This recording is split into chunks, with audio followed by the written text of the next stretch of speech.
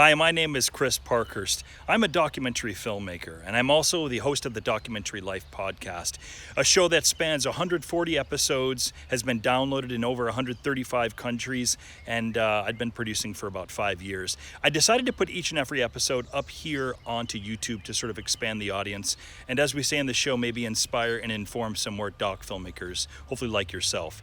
In the episodes, you may find some older, maybe outdated URLs, in particular any of the documentary filmmaking courses that we do offer online.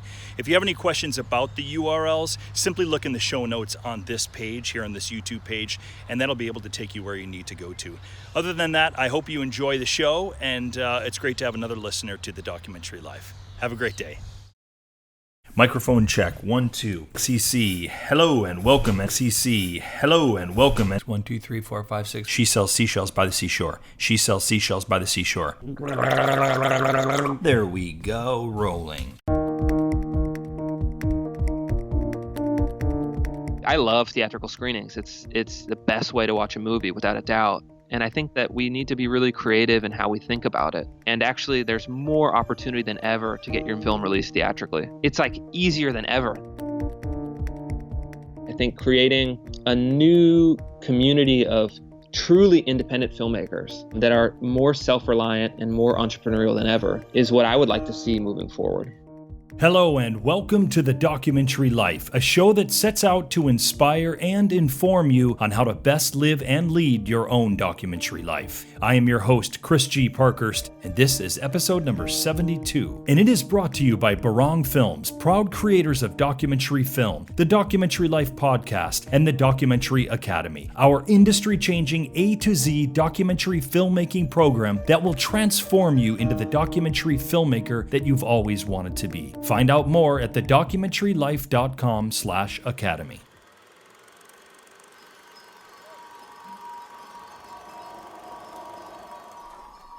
I would like to tell you the story of a doc filmmaker. You could argue that this is an incomplete story. This filmmaker, he spent well over a year in pre-production and raising funds for his film.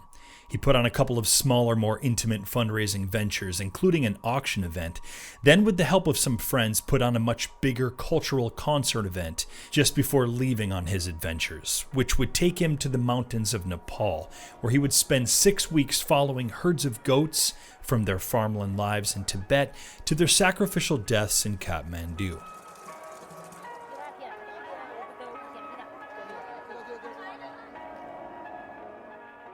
This filmmaker, he then came back home and spent the next 3.5 years or so toiling in the edit room, manipulating images in such a way that would eventually tell a coherent story. He and his wife ran a successful Kickstarter campaign to raise funds for distribution and the making of a beautiful DVD package that came complete with original stunning artwork of goats. Yes, goats! And it came with a slew of DVD extras, and it came with a CD soundtrack of the film. And then came that exciting day when said filmmaker was ready to unveil his little masterpiece to the world. He booked an evening at a nice, respectable theater in his town and invited people to come see his 35-minute doc that he'd been talking about for nearly 5 years. A crowd of 200 people came to see the fruits of his labor. A few of these people even bought those DVDs of the film afterwards. And then he started applying to film festivals. But after the third festival rejection for his little 35-minute film about trekking goats, he kind of lost steam. He put up an attractive-looking website with stunning images of goats and smiling Nepalese faces and incredible mountain landscapes. He priced his film very reasonably and included over 2 hours of extras. But still, the people didn't really come.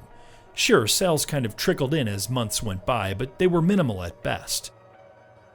And slowly but surely, he lost the drive to get his film out into the world. He even started to believe that his film wasn't very good and that people probably just weren't all that interested in seeing this kind of film. And those brilliant DVD, CD packages, they just sat in a box in the back of the closet. And days went by, weeks went by, months went by, and eventually, he simply moved on to the next film project.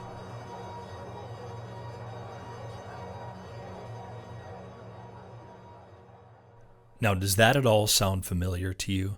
I mean, yes, obviously that filmmaker is me, and that film is Journey to Kathmandu. You'd have to be new to the program not to have figured this one out. And if you are new, welcome to the podcast. Glad to have you with us. But it may also sound familiar because this story might be you. It certainly describes many of my doc filmmaking friends, that's for sure. What's interesting to me now, looking back, is that it never really occurred to me that there were, in fact, people, maybe I should say that there are, in fact, people out there that would be interested in seeing my film, and that perhaps I simply didn't understand my target audience, or didn't understand how I could take the doc on the road, or that I could offer the film to the right groups of people who'd want to exhibit the films themselves. And the truth is, like so many of us, there was a lot that didn't occur to me on my first documentary, but certainly distribution being one of the biggest. And to this day, probably of all of the aspects of filmmaking, this is the area that I might be the least familiar with, the least experienced with. I have no problem admitting that to you. I'd be lying to you if I said anything otherwise. Now, I've done a ton of research since, and Steph and I have been arming ourselves with information on this subject, yes, but we've yet to put any of this truly into practice. So what I do have a problem with is if I continue to make the same kinds of mistakes, often simply born out of ignorance or maybe misconception of long out-of-date distribution models. If I continue to make these mistakes on future films. Which leads me to today's episode. This being our 72nd episode, we've had some truly wonderful guests on the program, and we've delved into a host of topics related to documentary filmmaking here on The Documentary Life. And as you know, we always try and strike a balance between the how-tos of doc filmmaking and topics that speak to the lifestyle side of a doc filmmaker. We've talked about things like making your feature into a docuseries, shaking the proverbial money tree of film funding, practical ways to nurture your doc life, personal finances for the independent filmmaker, or even how to shoot the best-looking B-roll for your film. But the one topic that has eluded this show, and it's in fact one of the more requested topics, is that of distribution for your documentary film. Sure, we've hinted at it, most often by hearing the stories of other doc filmmakers. We've done a segment on 5 common distribution options for the doc filmmaker, but we've yet to tackle the subject of distribution head on. That is, until today. And we have someone uniquely qualified and someone who is a doc filmmaker just as you are, and someone who through practical trial and error, not to mention a very real desire to make a living as a doc filmmaker, has discovered some very real methods, and ones that are not necessarily all that complicated, in which we all can not only get our films out there and distributed in the world, but we can actually make money doing it. Yeah, I know, that probably caught your attention, didn't it? I hear you, fellow doc lifers, or should I say I've heard you, doc lifers, because this is the show you've been asking and waiting for. Who am I kidding? It's the show that I've been waiting for. So when we come back from a quick word from our sponsor, we're going to hear the story of doc filmmaker, executive director of Documentary Foundation, and founder and CEO of Filmmaker.MBA, Christopher Rufo. And he's going to give us some real and practical tips for getting our films out there and seen, and making us some money from our hard-fought passions. I am your host, Chris G. Parkhurst, and I am happy to have you here with me today on The Documentary Life.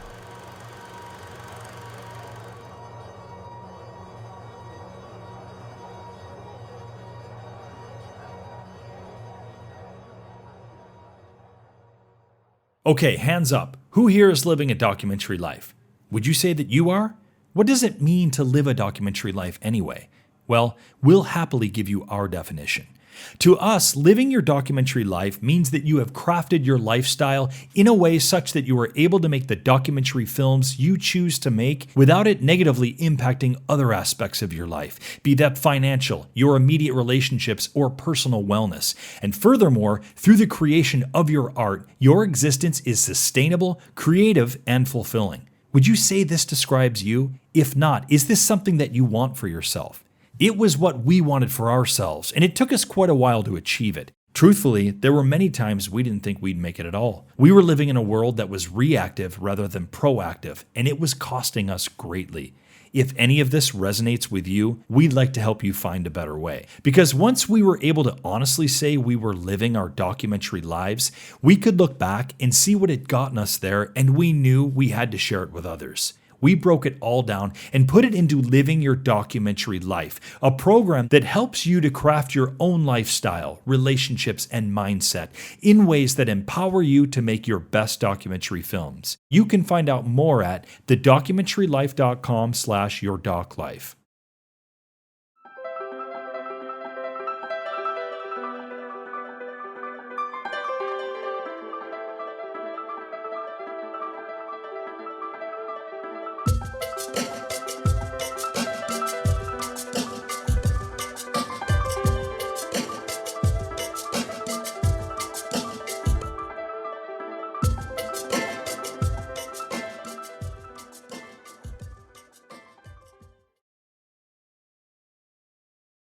I'm happy to welcome to the Documentary Life today doc filmmaker Christopher Rufo. Chris, it's been a while coming here to have you on the program. Very excited to have you on today and talk about a number of things, and certainly really distribution for the documentary filmmaker is going to be a big focus of what we talk about today, and we have such a need for that, not only with our listenership, but with doc filmmakers really the globe over. And we will get to that, of course, but I guess I should welcome you to the program. Thanks for joining us today, Chris.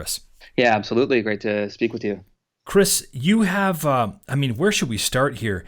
You went to Georgetown University. At that time, were you going for business, or how was filmmaking playing a part of your life at that point in time? Probably like a lot of folks, it really wasn't at that time. I actually went to Georgetown for the School of Foreign Service. So that's like training diplomats and, the State Department kind of career foreign service folks. And I kind of stumbled in backwards to the documentary world and got a job working overseas, kind of producing news segments and short documentary segments for a production company. And then shortly thereafter, started producing my own films, mostly overseas for the first 5-6 years. Right. And then for the last 5-6 years, I've produced films pretty much mostly in the U.S. Mm-hmm. So that's kind of been my journey, and it's been it's really interesting. I think the documentary career, there are no two similar careers. There's for better or for worse, there's no career path. There's really no ladder unless you're working your way up the ladder as a specialized crew or an editor or a technical person. There are some kind of career ladders for those positions if you're a freelancer or working for a big production company. But really, for most of us, if we're directing or producing documentaries, it's a wild kind of self-made world. And the IDA, the International Documentary Association, commissioned some research last year. And I think they said that like 2/3 of all documentary filmmakers in their research did not make any money from their films. Yeah, we had Simon Kilmurray on the program a few months ago, and he did mention that. Yeah, I mean, and it's really, I think that is the core challenge, and that's something that I've taken very seriously in the past 10 years, and try to offer my 2 cents to help people hopefully flip that so that actually 2/3 of people are making a living working on their films. And Chris, is that something you came to through the experience of making a doc film? Like, we can go back to when you produced your first film, Roughing It, for PBS, and this took place in Mongolia, Roughing It, Mongolia. Mm-hmm. So did these realizations happen during the filming of that, or were you kind of keenly aware of that going into it? No, not aware. I mean, I think when I went into it, I figured, okay, I'll make this film. I'm making it on a shoestring budget, and then I'll finish the film, and then someone will cut me a oversized check and hire me to make films that I want. So that was kind of my naive dream going into it. But very quickly, kind of reality hit, and I think anyone who's working on a film or finishing a film, it's doable to raise money to get your project done. People, we've been raising money for documentaries as an industry for 100 years now. So I think people are pretty comfortable with how to fundraise, how to get your project made. There's more opportunities than ever with Kickstarter, foundation grants, private individuals, investors, and I think we've kind of, in a way, solved that problem. But what I found is that the actual issue now, the actual problem, is really what you do after you finish your film. Right. Because I was talking with a friend of mine here in Seattle earlier this week, actually, and he had a film called The Heart of the Game, and it was like mid 2000s when it came out, big festival premiere, and I think it was Miramax or one of the big companies cut him $1 million check to buy the rights to the movie. And that's like that was the playbook for many years. Yeah, you would right. hope to be one of the kind of top 3 to 5 films in a given calendar year that make a big premiere and get a huge payout. And if you look at the numbers now, that doesn't exist anymore. Right. There's almost no hope for that to happen. And I think in a way that's sad, but in another way it's actually a big opportunity, because for filmmakers now, it was always a naive hope that you would be the top 3 films. That's right. Considering there are 5 to 10,000 films made every year. Are you really going to be the top 0.000001? Right. And is that really a smart gamble? Yeah. How is that sustainable? How is that sustainable? It's not. So I think filmmakers now are kind of, I think, just starting to ask the question, okay, well, I've made this film, I figured it out. What do I do now? And that's really the question that I really struggled with and really took seriously, and was able to then kind of build a business around the films that I did. It took a while. It took a lot of trial and error, but for the last film I released, Age of Champions, a story of senior Olympic athletes, so people up to 100 years old that compete in Olympic sports. We were able to do about 1.5 million in revenues. Right. So, and that's almost all through what you might call self-distribution or direct distribution. That's probably the term I like the best. Yeah. And in one hand, it's a lot of work. It takes a ton of time, a ton of energy, a ton of kind of strategic insight. But on the other hand, there's a huge benefit. It's it's bigger than the $1 million check that you may have got once upon a time. But B, you can actually then build that into something that lasts over time. You don't have to say, okay, I need to make this super monster hit documentary every 5 years. You can actually make whatever film you want. And if it's good enough and if there's an audience, you can actually build a business so that you can be self-sustaining. I think that's the term people like to use now. Right. And we're going to get to Age of Champions and the amazing sort of distribution and audience finding story that really is around that journey. But before we do that, I would love to hear now, Documentary Foundation. Of course, you are the founders of both Documentary Foundation and Filmmaker.MBA. Documentary Foundation came first, right? And it's a nonprofit organization. Yeah. Tell us a little bit about what Documentary Foundation is, how it came to be for you. Yeah. Well, I think early on, just thinking about how to incorporate the business, I found that incorporating as a nonprofit has a lot of advantages. On the disadvantage side, it's more paperwork. Yeah, it's a process. It's a little bit of a process, but it has huge advantages. Some are trivial, like you get a 50% discount or on your Adobe Creative Cloud every month. Oh, wow. So those little things are really nice. You feel like you can save some money. But then the real benefit, the kind of big picture benefit, is that it really opens you up to a lot of different kind of foundation funding opportunities. And people there's kind of like a halo effect or kind of an implied social reputation for it being incorporated as a nonprofit. Right. And then but the biggest benefit is that you can you don't have to take equity investors, which if there's one thing that I think your listeners can take away from our conversation today, it's do not take on equity investors. I'll say it one more time. Do not take on equity investors. It's a total disaster, and it's a mistake I made with my second film. Oh wow, okay. And that's how I learned very quickly that the documentary business is, we're not software companies. We're not coffee shops. We're not kind of a startup business. We're not an oil company. So like your documentary company almost certainly will not turn a profit, and you'll almost certainly never be able to pay back your investors. Right. And then you're almost certainly going to burn that bridge and be totally stressed out. And there's just not the margin, with very, very few exceptions, almost like minuscule amount of exceptions. Any kind of equity position, documentary project, the investors don't get paid back. The filmmakers don't earn any money. The crew that's on kind of deferred salaries Right. never gets paid. And then everyone is unhappy. And, Yeah. and with the nonprofit model, you can go to a potential investor and say, hey, I totally get you want to invest in my project. However, this is a project that's really based on a social value. We're looking for donors to donate kind of money to this project. You can get a tax write-off if you still itemize your taxes, Right. which is an immediate kind of likely a 39 or 38.5% kind of recoupment That's right.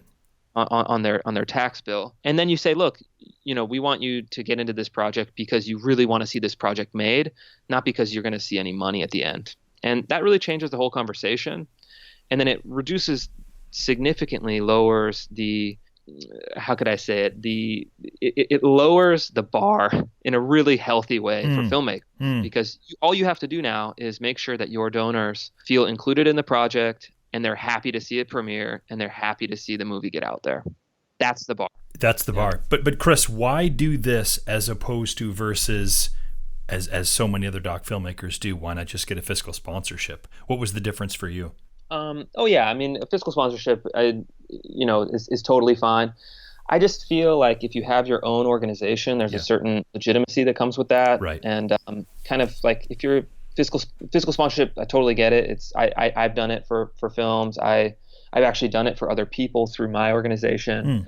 But at the end of the day, like, you want to have your own entity. There's a huge business advantage. I mean, if you want to run a business and you want to run a nonprofit documentary company, you really need to have the entity, because you need to be able to do the accounting. You need to be able to hold money that doesn't have to pass through a fiscal sponsor. You need to be able to do all sorts of things that you can't do as just an individual or a privately held kind of LLC or pass-through company. Right. Is the legal term. So I think it's great. And I mean, even for me, it's like, I think you asked, like, all right, tell us a little bit about the origin of Documentary Foundation. It's like, well, I searched GoDaddy.com for documentaryfoundation.org, which seemed like the most reputable possible company name. Yeah, right. Absolutely. So I picked it, and I think that those little signals especially when you're starting out. Yeah. At this point, I have, a reputation, I have a track record, but man, especially when you're starting out,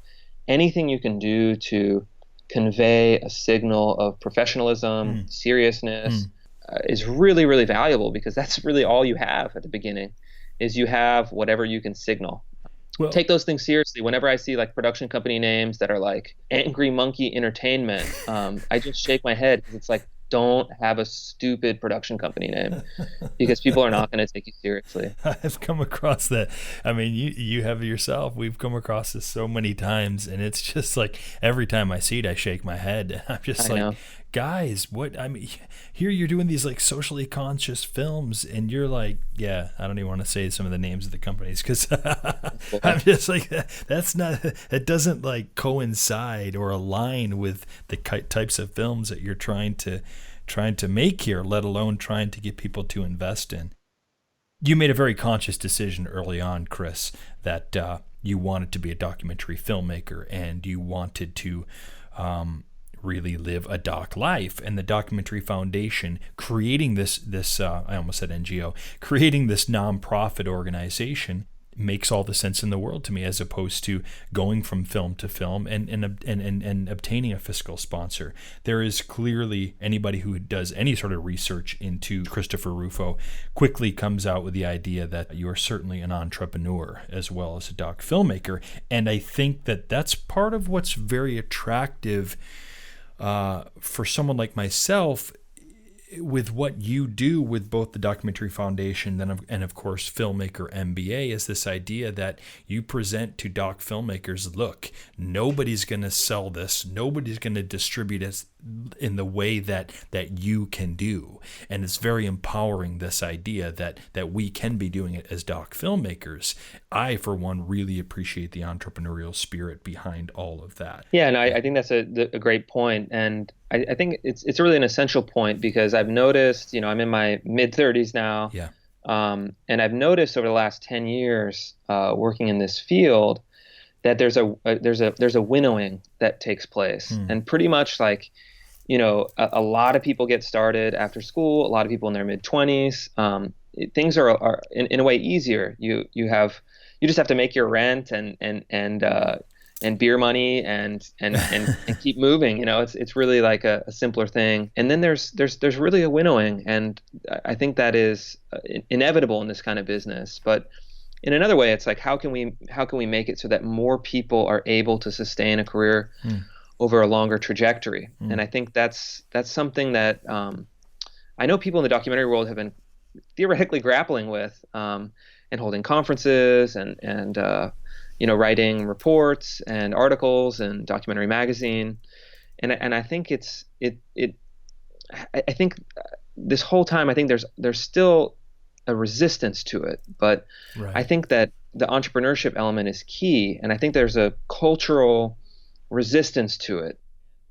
Is it because people are afraid of how they might be seen sort of as a legitimate documentary filmmaker versus a commercial filmmaker? Yeah, but I mean, it's like I've never done, with very, very few exceptions, as favors to people, I've never really done commercial work. Yeah. I've made my living. I salary myself. I make a good living as a pure documentary filmmaker. Yeah. But the tax, in a way, is that I spend, a lot of my time running the business. So I think there's maybe among artists or creatives kind of an inborn suspicion for business, commerce, entrepreneurship, and I find it funny because I've made a little bit of my reputation in the documentary world as the entrepreneurship guy. Yeah, right. And there's like a bizarre mix of reactions that I can kind of feel. Some are like, wow, that's really awesome. I want to learn from this, and this is a great model. All the way to like, how dare you go outside the kind of hallowed institutions of documentary, and documentarians should only be applying for Ford Foundation grants. Any disruption of the status quo system is kind of an abomination, and this person is a money-grubbing businessman and not a real artistic filmmaker. Well, man, I certainly would not have you on the program if I thought that way. Oh yeah, no. Or we're like sure. 80% of our guests.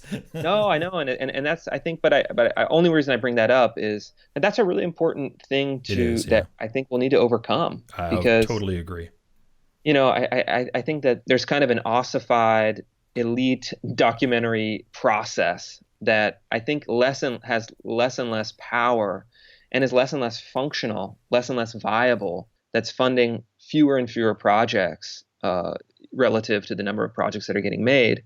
And I think that we really need to seriously step back as a community and actually question these folks that have been kind of unquestioned because they've occupied right. power, but really say, hey, what are we doing? What is the function of these institutions? And the reality is that they kind of control and consume a tremendous amount of resources in this world, and yet we kind of give them unquestioning deference. Yeah, and I think do.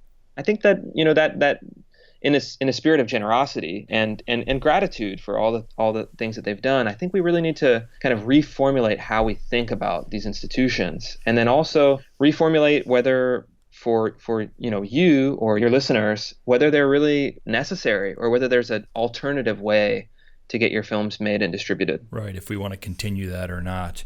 I have to say, Chris, that may be one of the first times on the program we've ever had anyone use the word ossified, and I will make sure to look that up after we get off the air. No, it's brilliant what you're saying. I agree. I couldn't agree more, and it's such an important topic in particular for us doc filmmakers to be talking about and really examining now more than ever.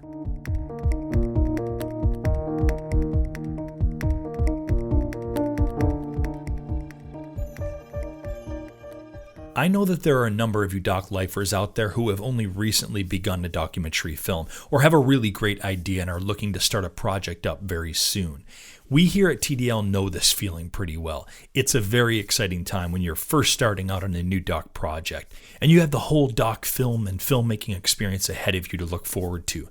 Of course, as anyone who's a listener of the program or who has done a film themselves knows, it's not all peaches and cream, this doc filmmaking thing. There will be some bumps and bruises along the way. That's to be expected. However, we'd like to help minimize that impact a little bit for you. If you go to our thedocumentarylife.com website today, you can download a free pre-production checklist ebook. And yes, we are calling it an ebook and not just a simple one-page checklist because it's a fairly thorough look at 5 very specific things that you would do well not to overlook as you venture forth into your new doc project. There are some really nice tips for developing your film proposal, establishing communication with your email list, developing your fundraising strategy, and that's just to name a few. This one's on us, guys. So if you're looking to start up a new doc project or you're already in the early stages of one, just head to the documentarylife.com website to download the free pre-production checklist ebook.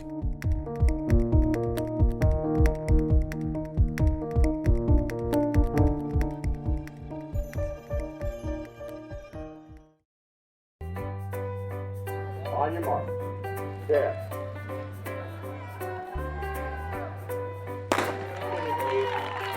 The idea is to compete, and you don't have to win, but whenever you do win, it's a nice feeling. Winning is everything, Brad. What do you mean? Good guys finish last. With your film Age of Champions, a film that, as you said earlier in the program, you made $1.5 million on. The journey that you have taken with Age of Champions is a really, really remarkable one in terms of finding an audience for this film, because it was not who you originally thought it was it? Right. No, it wasn't. Yeah. So Age of Champions is a feature-length doc about 5 competitive athletes that are between 80 and 100 years old that go to this Senior Olympics competition. So it's kind of your kind of archetypal, fun, inspiring, humorous competition doc, that leads up to this big moment where they all go to compete, some win, some lose. So that's kind of what the film is. And, we were lucky to have kind of the traditional support for the film, and then we took it to premiere at AFI Docs, which used to be called Silver Docs. It went to PBS, so we had a really nice big PBS broadcast. But, I kind of realized very quickly after our festival premiere, like, oh, wow, this film is not going to get bought, and the PBS broadcast is not a big payout. Yeah. So, like, if I want to keep doing this, I got to figure out how to distribute this and market this and make some money with the film. So that was kind of the question, and it was very, very daunting. So if there are any filmmakers that are listening to this and you have a film that's going to be finished or a film that's already finished and even already premiered, I think everyone goes through the moment of just sheer panic. Like, what am I going to do? Where is this going to go? How am I going to, pay my bills a year from now? Which is a really critical question to answer. And so basically I poured myself 100% into figuring out how to do it. And I tried a lot of different things. Yeah. What did that look like? So, first it was like, all right, well, who would want to pay for this project? Who would want to pay for this film? Who would want to see this film? So we did like some pretty kind of lo-fi audience testing where we said, all right, well, I had a very small team, just, 2 or 3 people. We said, okay, well, let's call athletic groups. Let's call senior living communities. Let's call churches. Let's call rec centers. Let's call kind of city departments of aging. Let's call professors who teach gerontology. All the people we thought would have some sort of inborn interest in the subject matter of the movie. And that's really the key, I think, for anyone that has a film. Like, don't fall to the myth that there's like a general audience. There's not a general audience. You can't reach it. It's like, unless you have $150 million marketing budget, your film is not going to break through to a general audience right away. So like, focus as tightly as possible on people that would be most interested in seeing your project. And for a documentary, that is 100% always based on the subject matter. And I think that was in a way disappointing, because you say, well, man, I'd love if, this film is so great, everyone that sees it loves it. I'd love if, single 30-year-old urban dwellers would come see Age of Champions. But the fact is that they won't. And it's a total waste of time trying to get them to see the movie. So after we kind of figured that out, I really focused all of my energy on targeting the kind of organizations and institutions in the senior health, aging, healthy aging kind of communities, and that's really when the film took off. And in a way, it had nothing to do with the traditional documentary world, which we were successful in the traditional documentary world, but the payout was so small. Even when we got a Netflix contract, I mean, if you add up Netflix, PBS, film festivals, that's kind of like it, right? Your television broadcast, your Netflix deal, our traditional deal with like iTunes and Amazon, all those streaming services, that would be less than $100,000 out of a total revenues of 1.5 million. So it's like 7%. And really, we focused on reaching all of the senior focused organizations we could, and then cutting deals with them, whether we're selling the screening kit, whether I'm going out to present the film and speak for a speaking fee, or striking a deal with the national AARP organization to underwrite a national screening tour. So really just hammering away at these kind of non-theatrical community screenings, DVD sales, sponsorship deals, all of those speaking events, all of those kind of non-traditional revenue sources were actually very, very lucrative. And I think that there's a huge market there that is, for almost every film, there's this kind of the marketing strategies will change, but the overall concept is the same. It's like, figure out who would want to see your film, figure out how to create some value for them, and then figure out how you want to actually sell it and how you want to price it, and then how you want to actually create the distribution and marketing mechanism to repeat that process. It's funny, you mentioned something in there about theatrical screenings, and I had recently been going over some I'm forgetting the name of the book now. Do you know who John Reese is? He's another big distribution guy. Yeah, John's right? a great guy. Okay. Yep. And he had written something that stood out to me, and it was this idea of like redefining theatrical screenings. And I think that you have very much done that, and certainly with Age of Champions. And it's this idea of, look, theatrical screenings, the idea of getting people to come out to the theater, sitting down and watching the film in this fashion, having that as the only definition of theatrical screenings is kind of ludicrous nowadays. There's so many different ways that we get people, or can get people, to come see our films that should absolutely be called or included in the definition of theatrical screenings. And I think the screenings that you were doing that is a perfect example of that. Can you give us an idea of what some of these screenings looked like?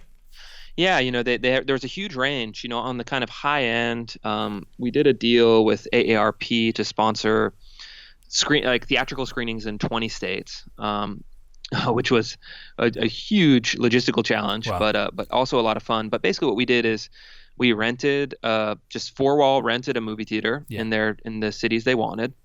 And then we worked with their local office to promote the screenings, to kind of get the word out to all their members. And then we sent them all the cool marketing materials that we had. And then I flew out on the day of the screening. I flew out, and then we had these great events where AARP would have kind of a booth and information in the lobby. Sometimes we had 800 people come to the screening. That was one of the bigger ones. You have 800 people filming like a theater in Albuquerque, New Mexico.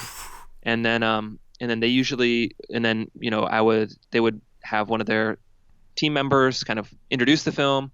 They'd show the film, and then I would come speak and answer audience questions. And then they would give kind of like typically like a swag bag to all the people that came on their way out. So it was like a really high-end event. There were some that had like cocktail hours. Wow. I mean, some of the folks, that would want to sponsor a screening wanted to make it a marquee evening, An event, yeah. And it's awesome. That's so cool. much richer than just punching your ticket to go see a movie. Totally. And so that was kind of like the highest end, and that would be like there'd be like a $10,000 budget for that. Yeah. Wow. Per screening, right? Yeah. So we could like really pull out all the stops and get paid and offer free tickets. I mean, it was great. So that was kind of your high end, and then down to like your lowest end, which would be a church in Fargo, North Dakota. Yeah. For example, would buy the screening kit off of my website for $150. Yep. And then they would have like a basement, like PowerPoint projector screening to like 10 people that were in their seniors, faith group or whatever. Yeah. So that was kind of like, so all of those things, those are theatrical screenings. People sit down together in a room, watch a film, and then they leave and talk about it. So I think that there's this kind of idea that unless your film is getting a theatrical release from a typical distribution company, and it's going for at least a week in New York and LA, and then you roll out to kind of art house theaters after that, that's the only real theatrical. And like that's great, but if you actually look at the numbers, most of those campaigns lose money, and Right. And they're seen as like a loss leader.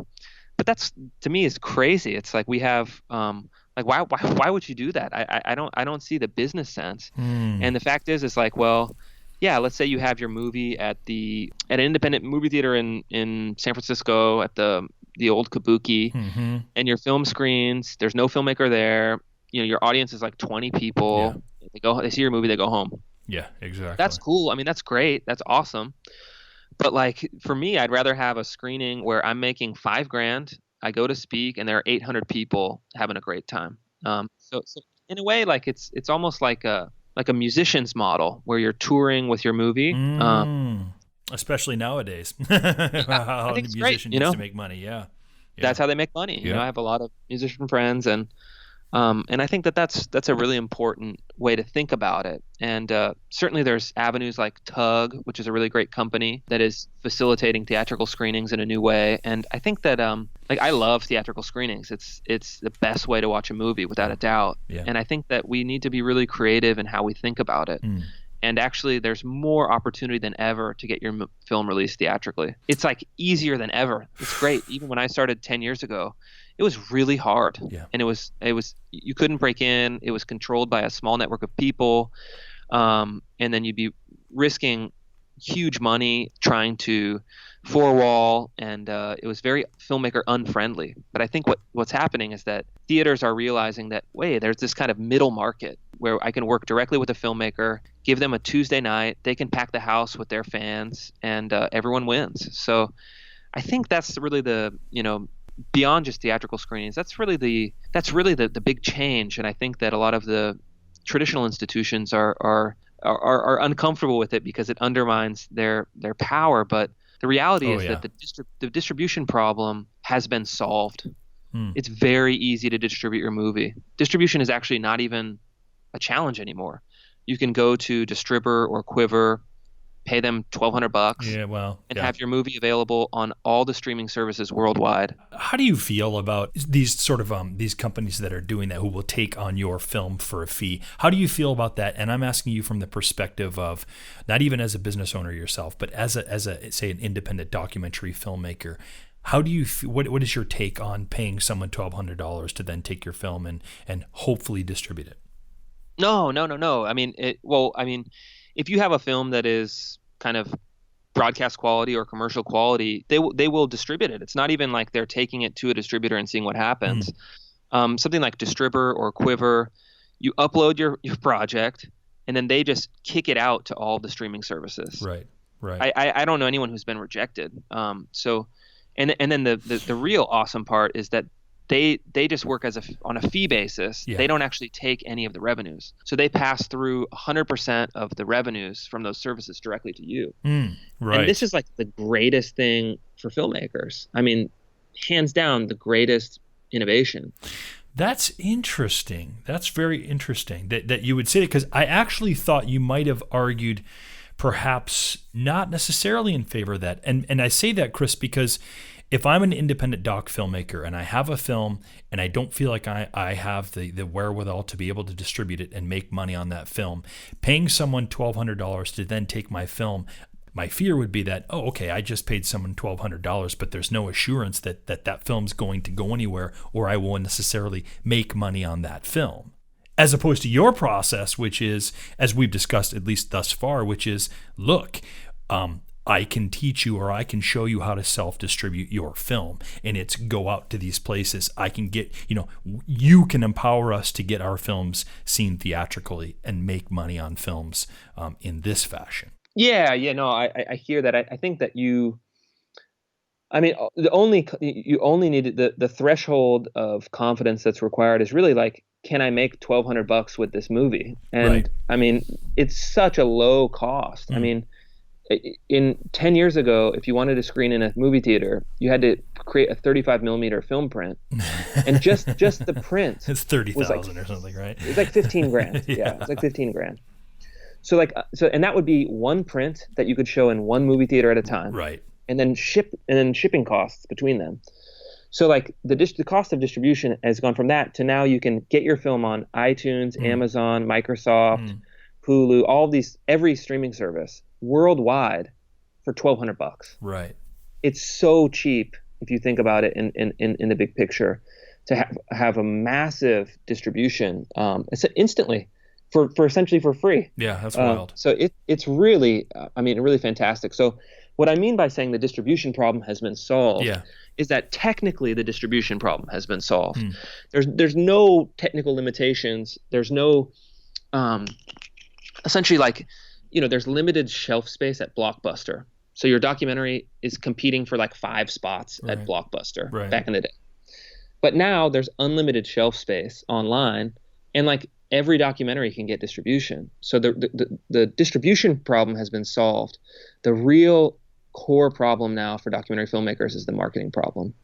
And that's really what I teach in the Filmmaker.MBA course. Yeah. Is saying, okay, once you have your film, how do you set up the distribution kind of mechanisms, and then really how do you market your film? And that's kind of the key challenge, and that's what I have really loved teaching filmmakers. Thousands of filmmakers now have signed up for Filmmaker.MBA. Yeah. And either for kind of the intro or for the full course. Yeah. And that's really the challenge, is how can you build an audience, how can you market your film, and where do we go, and how can you make that sustainable in the future? And Filmmaker.MBA really, it strikes me as very much the culmination of your own experiences and research, of at least a decade of work here. And it's really, and I see, even through conversation with you, Chris, I feel a true, genuine desire to help doc filmmakers understand how they can, in fact, get their films seen, and that you can, in fact, make some money on your films. Yeah. And by the way, there's nothing wrong with that. And totally. And I think that's the brilliance of something like Filmmaker.MBA. Tell us the mechanism with which a filmmaker comes to your site, and how does Filmmaker.MBA work, essentially, for a doc filmmaker?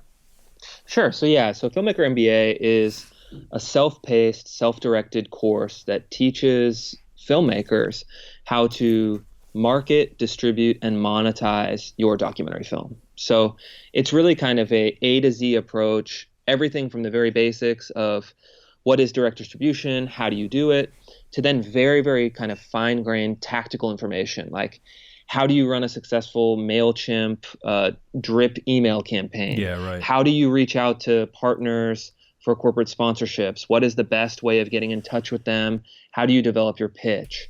to how can you run a digital marketing campaign for your film. So really going from the broad conceptual ideas to like really how do you execute these campaigns. I created the course because I was getting so much email traffic from filmmakers saying, hey, I heard about what you did with Age of Champions. Yeah, I heard what you're doing with your new film. Can we jump on a quick call and can you give me some advice on distributing my film? Right. And it got to the point where it's like, oh my gosh, I just don't have the time or bandwidth to help everyone that is reaching out to me. So I said, maybe what I'll do is I'll just put all of this knowledge together in a course and then make it available online. And it was actually a really fun process to create the course, to write the lesson plans, to record the videos, to put together kind of worksheets and action plans, and then actually build out the website to make it a really kind of engaging user process. And then for me, what was really kind of the benefit for me is that it's a cool side business for me, but also is I can help filmmakers at scale, so I can really, like, because it's self-directed, because it's self-paced, filmmakers can kind of go in, get what they need. They can always come back. The membership never expires. It's a one-time fee. Right. And then people are really, getting a ton of value out of it. And people say, hey, this saved me tons of time, or this helped me really design my marketing campaign. And I really feel like I can contribute the knowledge that I've developed over the last 10 years in a way that can reach a lot of people. And that's really fun, and that's been kind of the great part about it. I love teaching this stuff, and I have kind of a dual purpose in my mind. One is, I want to help individual filmmakers make money with their films so that they can go from kind of struggling documentary filmmaker to like, hey, this is my business. This is my livelihood. I can make it. I can do this. And so that's kind of my primary motivation. My secondary motivation in building on what we talked about a little bit earlier is to really kind of force our industry and our kind of community to change. And I think that I see a lot of good intentions in the documentary kind of industry and a lot of the key institutions, but I also see huge gaps and huge holes and huge problems. And I want to create essentially challenge that world and say, hey, you know what? If there's enough filmmakers that can fundraise for their films independently, distribute their films independently, market and monetize their films independently, outside of those traditional venues, which I think are so limited in so many ways, I think that's really good. I think creating a new community of truly independent filmmakers that are more self-reliant and more entrepreneurial than ever is what I would like to see moving forward. Filmmaker.MBA is the URL. Tell us the costs that are involved for someone that wants to sign up for your course. Sure. Yeah. So it's www.filmmaker.MBA. Right on the side of the page, there's a free 7-day email course to give you kind of a taste of what the course is about. And this includes everything from giving kind of a tease of all the different lessons you'll learn. It includes a full breakdown of where exactly I earned $1.5 million distributing Age of Champions. Right. I actually break it down by source of revenue in a very detailed way, so you can see, okay, how did this happen? Where did the revenues come from? And then the idea is that if you want to sign up then for the full course, I'll show you exactly how I did each of those pieces.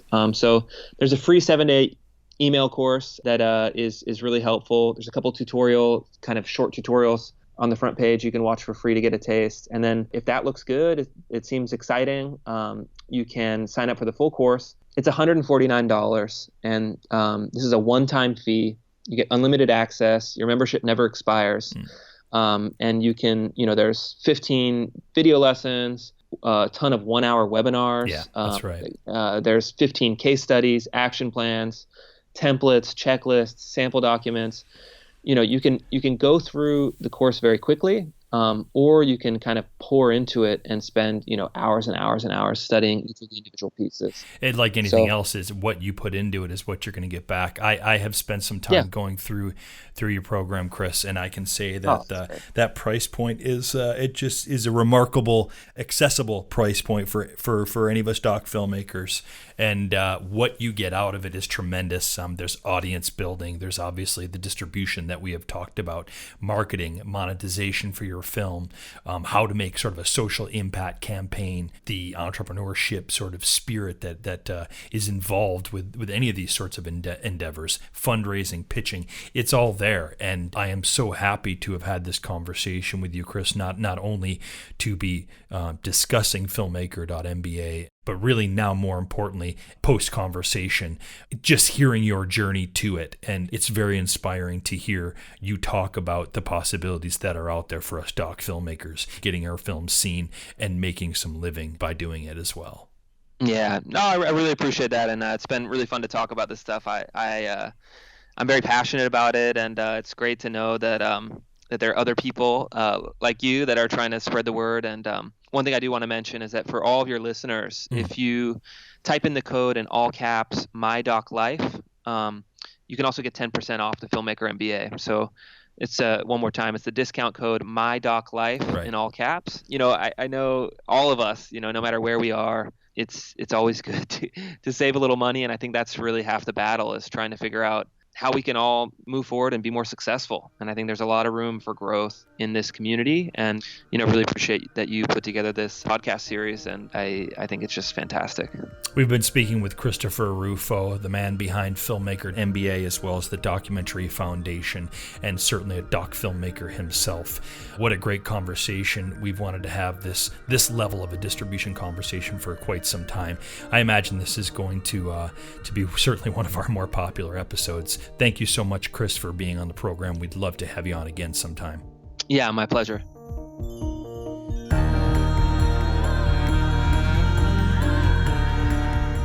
Don't forget, if you're looking to live and lead a documentary life, you need to head over to thedocumentarylife.com/yourdoclife and take a look at our Living Your Documentary Life program. We'll help you craft your lifestyle so that you are able to make the documentary films that you want to make and live the doc life you want to live.